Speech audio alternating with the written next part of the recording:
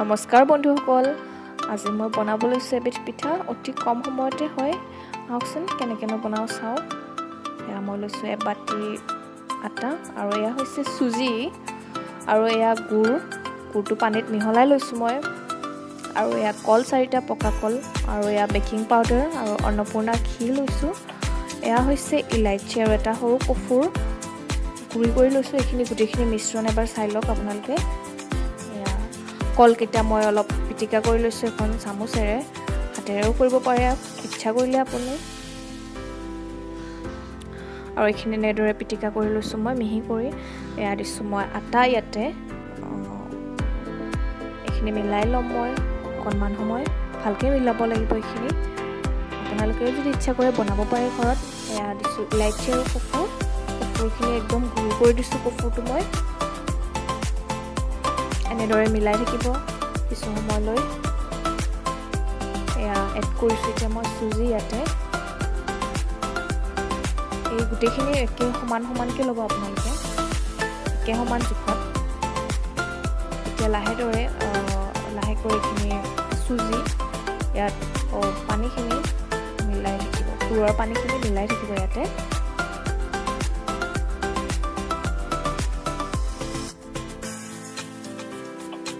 এনেদৰে মাৰি থাকিব। এইখিনি আটা মৰাৰ দৰে হয়, একেবাৰে সহজ হয়, অলপ সময় লাগিব, 5ৰ পৰা খুব বেছি 10 মিনিটলৈ।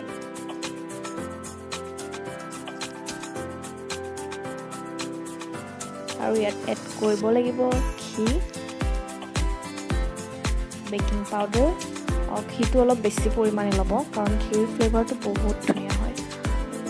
ফ্ৰাই কৰাৰ পিছত যিটো ঘিৰ গোন্ধ ওলাব সেইটো বহুত টেষ্টি। ঘিটো ল'ব, লৈ মই ইয়াতে 2 চামুচ দিছোঁ। মই যিহেতু বহুত বেছি বনোৱা নাই, কম বনাইছোঁ। এনেদৰে মিলাই ল'ব ঘিখিনি। আৰু ইয়াত এড কৰিব লাগিব বেকিং পাউডাৰ। বহুত বেছি নালাগে, বেকিং পাউডাৰ বেকিং চ'ডা দিলেই হ'ল। এয়া অলপমান দিব, গোটেইখিনি মিলাই ল'ব ভালদৰে। ইয়াত ইচ্ছা কৰিলে বহুত ধৰণৰ বস্তু এড কৰিব পাৰি, যেনেকৈ গাখীৰ আৰু ময়দা এইবোৰ, কিন্তু মই এতিয়া দিয়া নাই বাৰু। আটা কম হৈ গৈছিলে, মই অলপ আটা দিলোঁ। আপোনালোকে ইচ্ছা কৰিলে চেনিও দিব পাৰে, কিন্তু মই চেনি দিয়া নাই বাৰু। আকৌ বনাম ভিডিঅ' এটা এনেকৈ এবাৰ বেলেগকৈ। এয়া চাওকচোন, মোৰ আটা একদম তৈয়াৰ হৈ গ'ল। এতিয়া সৰু সৰু লাড়ু কৰিলোঁ এনেদৰে। আৰু এয়া তাৱাখনত মই দিলোঁ ৰিফাইনখিনি ভালকৈ গৰম কৰিব লাগিব। আৰু ৰিফাইনত অলপমান ঘি দিব লাগিব, এচামুচ।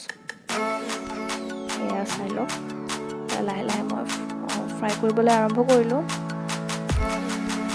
হাই ফ্লেমত দিব নালাগে, মিডিয়ামৰ পৰা ল' ফ্লেমত ৰাখিব এইখিনি 10ৰ পৰা 15 মিনিটলৈ। আৰু গোটেইখিনি এনেকৈ দি লৰাই থাকিব মাজে সময়ে। গেছটো কম কৰি দিব আৰু এনেকৈ উলটাই পালটাই দিব অলপ সময়লৈ। আৰু একেবাৰে ৰঙা হোৱালৈকে ফ্ৰাই কৰিব।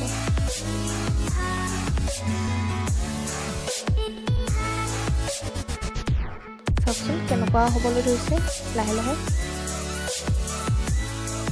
আপোনালোকে যদি মোৰ ভিডিঅ'টো চাই ভাল পায়, ঘৰত ট্ৰাই কৰি চাব এবাৰ।